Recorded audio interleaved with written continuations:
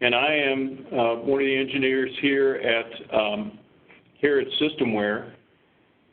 And what I'm going to be doing today is I'm going to be taking you through the Content Cloud. And what the Content Cloud is kind of the replacement for Extend XNet. It's the next version of that, and the state has purchased that upgrade last year, and we'll be implementing it sometime in the next, hopefully in the next few months, getting it up.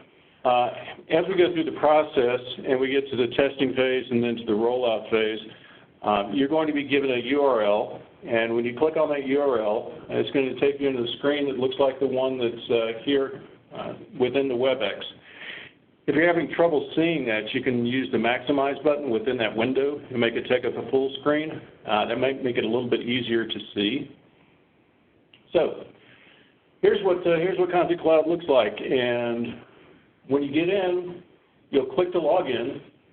And along with your link, you're going to have your credentials. And as you log in, this should be the screen that you see. And this is the home screen. Everybody's is going to look a little bit different. It's something that could be customized. You can make it look and feel exactly the way you want. You can add things. You can take things away. But the idea for this is to be able to take and customize this to the exact look and feel for you personally, so that it makes it easier for you to do your business. So it's kind of broken up into some windows. These are just links here to different resources and different things that have been saved for that user or have been provided to that user. On the left-hand side, we have different functions that you can use. We'll be covering a number of those as we go through.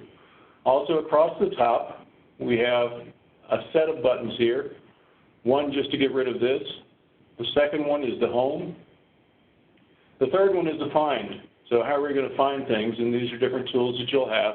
And these will look different for different users depending on what you can do. We also have some tools, and once again, these will be enabled or not depending on what your job is. And then the rest of these are ones that are administrative functions, which you probably won't have. So let's go through and start trying to find content that's sitting out on the system. The easiest way to find content is either to click on Content Navigator, which is our interface, or you can get to it this way, Find Content Navigator. So as we get there, here we've got kind of our base Content Navigator screen.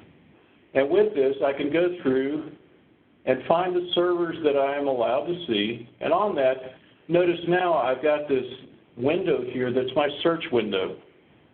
And within the search window here, I can see all sorts of reports and content that are sitting out on the system. And it's not broken up by folder. In this case, everything's there. I could just as easily go down into a specific folder and then navigate my way down to the content that I'm looking for by using this kind of tree structure. It should be fairly familiar to you if you've been using Windows in the past. Well, here at the highest level, what I'm going to do is I'm going to search for a report based on the title. And when I'm doing it at this level, it's going to search down through every one of these different folders within the system. I can also search at a higher level. This one will search through all of the content servers that are out there. In your case, you only have one, so it won't be too bad. So I'll look for a report called a rebuy report. When I search, I notice I've come up with one here, which is fine.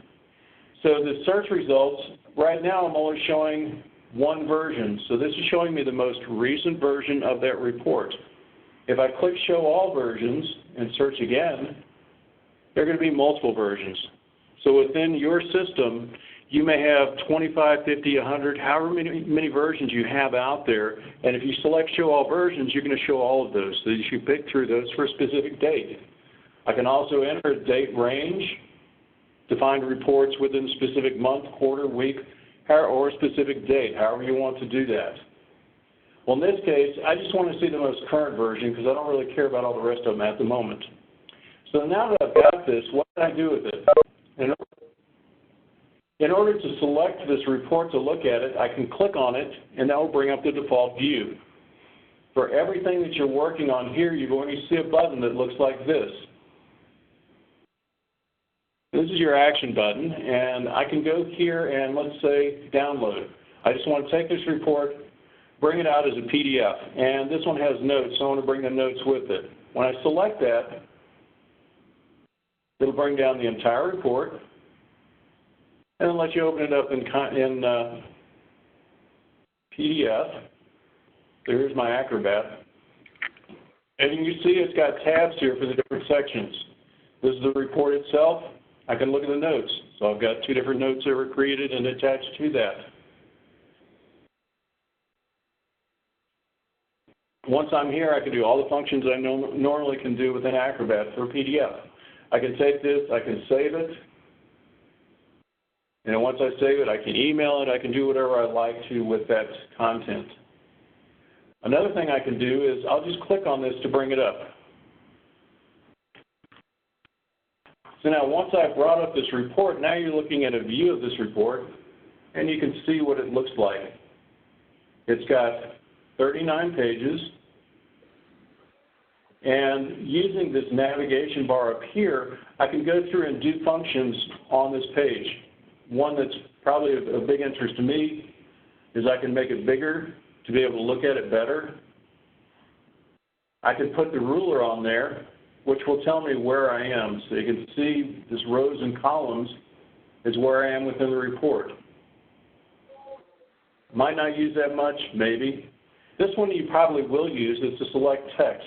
So if I click on that, I can select an area of text that I want within the report. And now you can see it's pulled it out, and I can copy this. I can print this. So you can do pretty much whatever you want with that. So if I just want to grab parts of the report and copy it and use it somewhere else, I can do that fairly quickly. For the old school folks, you can do the green bar. You can also print from this. And when I print here, it's going to print the current page. These 2 sections are to have page breaks. You can see the page breaks as I scroll down. I can take those off. And then it's just a continuous report. The next one's over, go to first page, go to last page, and also go back and forth. So I can move back 1 page at a time, or I can go forward 1 page at a time.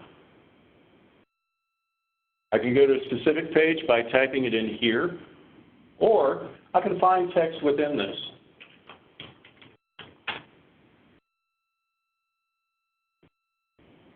So if you're looking for a specific word or phrase within the report, this is an easy way to go through and do that. And then as I go to the pages, as I go to different pages, I can do that same search. And you notice now it's saying it's finding it 0 times on that page. So it's only on the page that it was on before, which is towards the end. So that's kind of the functionality on here. And if you notice that these tabs now were added, I can switch back to my Content Navigator, which was where I did that original search. One of the things that you might want to do is that if you're searching for a specific report frequently, I can take this search and I can save it by clicking on this diskette icon.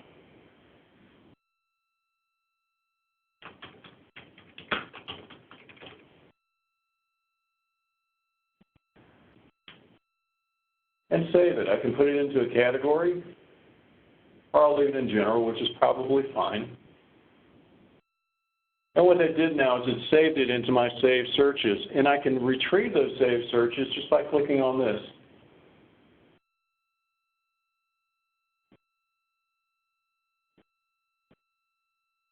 And then what that does is it loads the search into my search screen. So we've got that set up. We've got the report found. One of the things that you're probably going to want to do is, if you have something that you do frequently and repetitively, you have the ability to record your steps so that those can be automated. And by recording these steps, what that means is you can just click one button and have it go through and do a whole bunch of different functions against that without having to do those manually. To record the steps, we just hit this little red button. And then we're recording the steps we're going through. And our steps might be to load the saved search,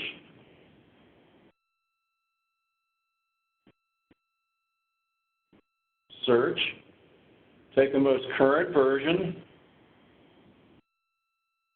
and now that this version is here, I can do some other things to it. Like maybe within this report, I want to look for specific information that's on the report.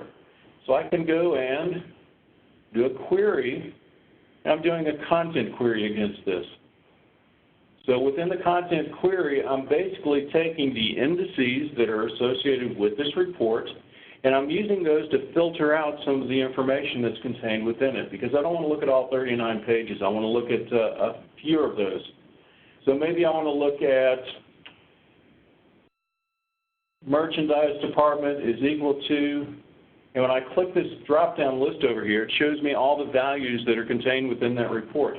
So if I select one of these, I know that it's in there. So I'll select value 2. I'll apply that.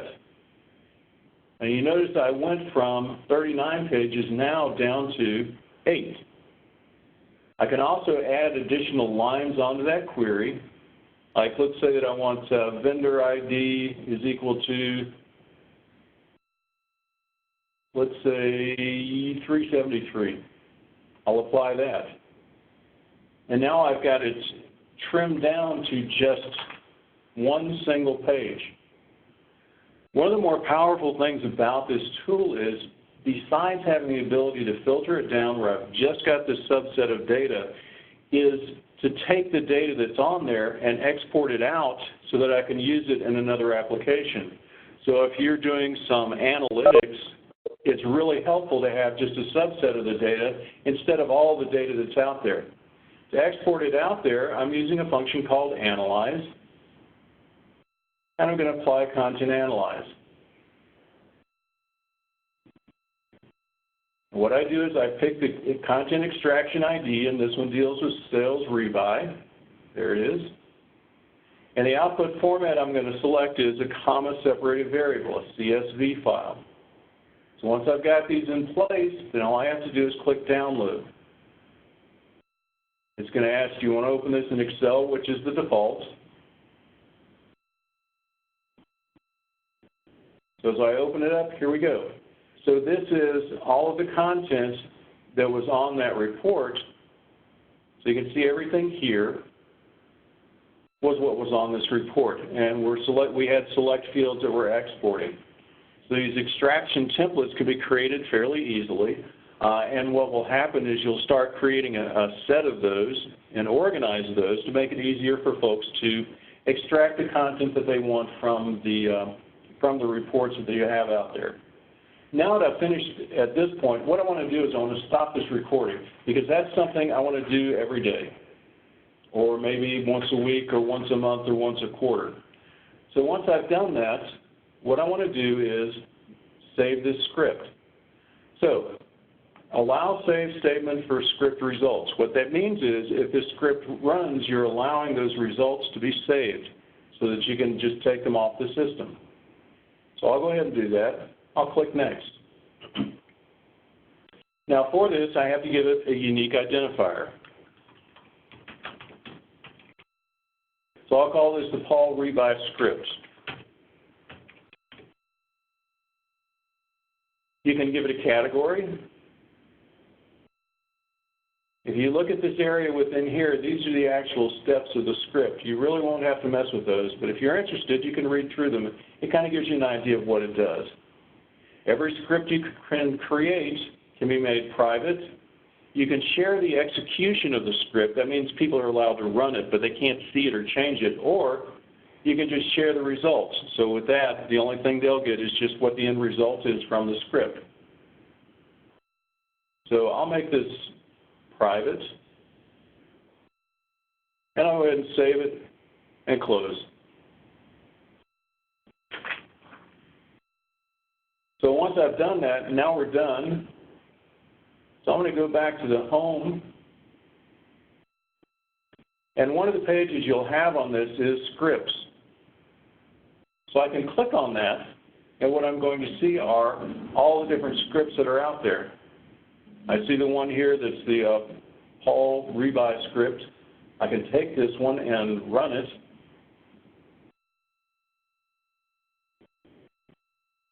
And it went through all of those steps that we had gone through before, and it just did those automatically. So what that did was it gave you a quick way to accomplish a multi-step process very quickly.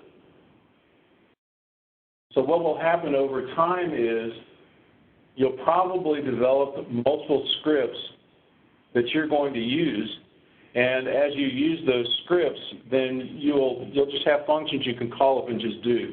And the idea here is to save you steps during the day, during the week, during the month.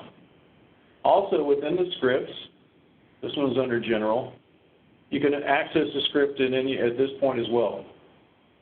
And when I clicked on this Paul Rebuy script that we created, you'll notice here's a file sitting out there. So these are the results of the script being run, because I said, okay, I'm allowing this to be saved. So there it is. Then I can click on this and download it. I can get rid of the version, or I can just select it. And if I download it, that's the same thing as opening up, and in this case, once again, Microsoft Excel.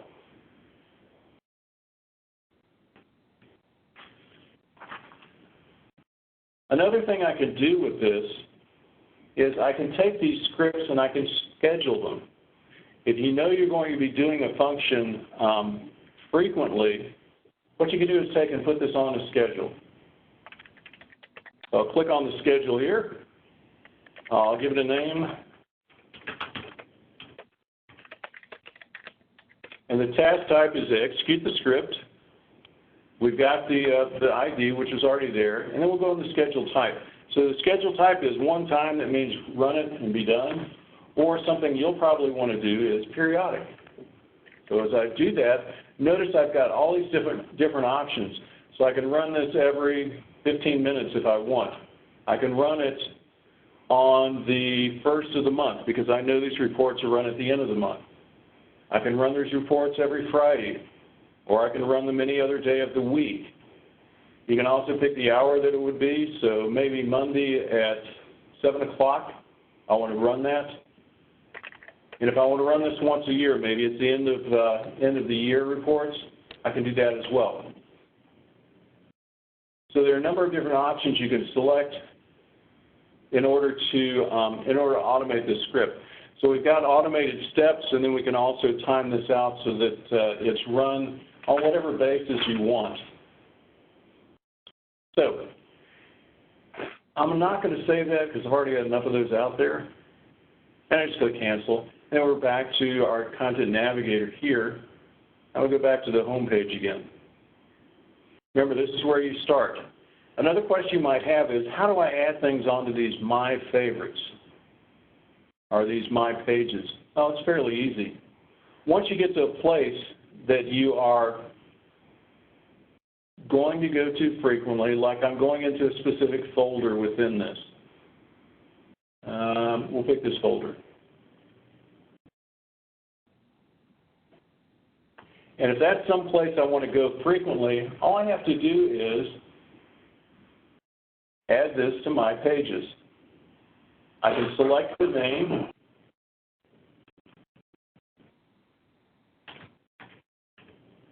And I can select the category, and this is the area where it's going to show. Click Save. And now when I go back to my home page, now I have a one-click method to go directly to where I was before. So as you're working with the system and as you're going through and using it, finding different places, just save them onto that home page, and that gives you a really easy way to go back to it. You can also manage the home page. So I added this insurance. If I wanted to get rid of it, I can click this X. I can also click this little pencil and edit the item if I want to change it a little bit. I'll go ahead and delete this, because I probably have enough stuff on there already.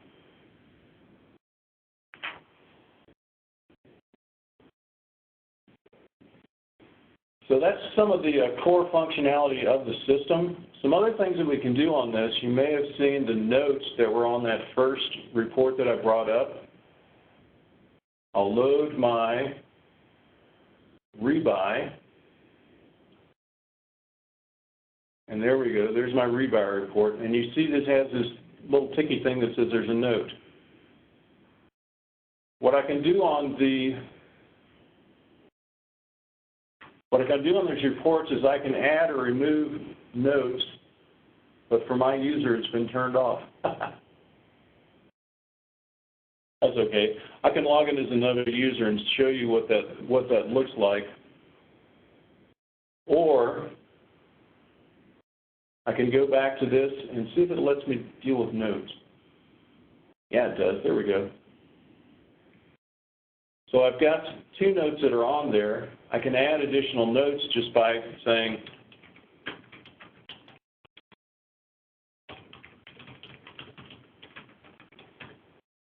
just by doing that. And now there's a note. So now you can see there are 3 of those. So this is helpful when you're going through it and looking at reports, and maybe you want to make a note for someone else to look at it, so we made it public. Or if it's just a note for me to check these numbers or reconcile this account, those types of things, I can put it on there. I can also limit the group to whom it goes, to specific users, specific groups, or specific roles. So if you have everybody that's working within your department, you can have notes that are only visible to those folks. And those are all fairly easy to do.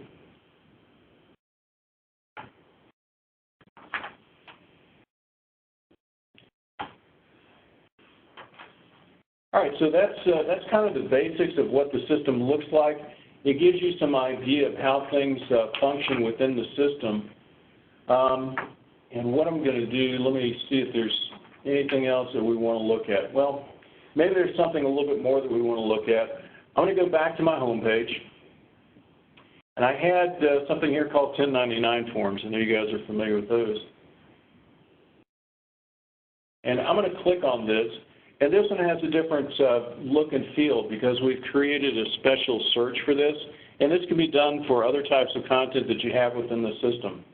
So that I can go through and say, okay, I want to select a date range to find these. And I can select a relative date. So I can do last year.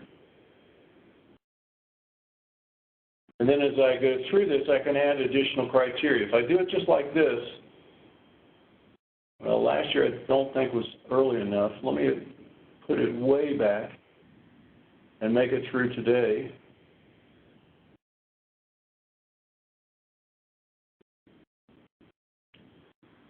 And we still didn't get any. It must be pretty darned old if it's not back that far.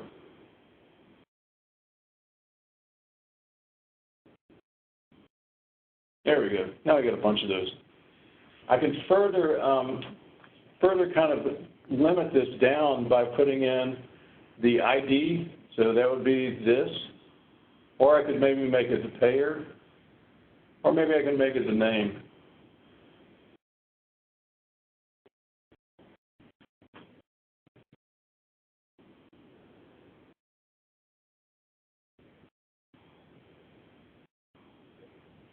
So once I've gotten to this point, I can select this, then I can download this. I can download it as a PDF, and I'll bring it up and show you what it looks like. So if you have forms or reports or sections that can be requested by constituents or other departments, there it is. So then I pull this down, and I can email this directly to them, and now they've got it. And if you'll notice, it's put the overlay for the 1099 on top of this. So now it looks appropriate. If I had multiple different ones, like if I have a payer, and I'll take Acme because there are 4 of those, I can select all of these, and I can take and download those, once again as a PDF.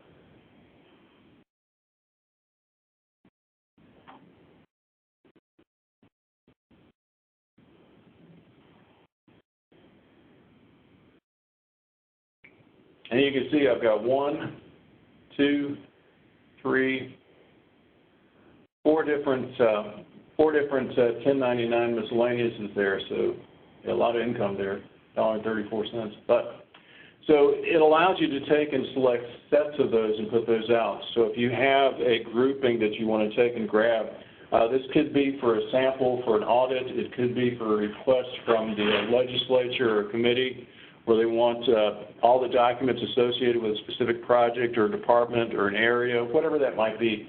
It allows you to find those quickly, go through and select all the ones you want, and then bundle those up into a PDF and ship that off to that person. So it allows you to fulfill their request fairly easily. So that's kind of the overview of the system. Remember, the most powerful thing you have on here is, off your home key, the ability to, number one, find content through Content Navigator. Number two, the ability to record and store scripts so that you can run things quickly. And also the ability to add favorites. So if you've got specific places or searches or things that you want to work with, you can find and use those fairly quickly on this. And then when you're in Content Navigator, you can navigate down to the content for which you're looking for, either number one, by typing in a title or the first few words of a title, a folder, a date, or a date range. Also, you can navigate to that by going through this tree structure and finding the specific content.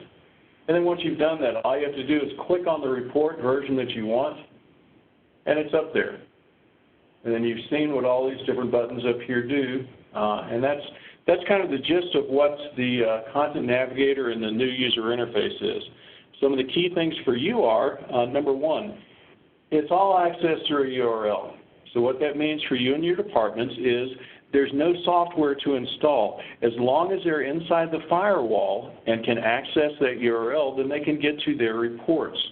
And this means that if you have upgrades in technology out in the field, it's not going to impact the users because they're coming in through a browser. They're not coming in through a thick client. Also, it's fairly intuitive and it's very customizable. So each one of the departments, if you want to take and determine what the favorites are and what the My Pages are for each of your departments or users, you can define that. So you can kind of preload this with things that they're going to be using. And if there are other things you think they need to be able to do or not be able to do, all of those can be controlled by the administrator and set up for specific users or roles or groups. It's completely up to you. And as we work through this process with the state, we'll be trying to get this set up as close to the way you like to do business as possible, because our whole objective here is to make it easier for you. So with that, I'm going to go ahead and stop the recorder.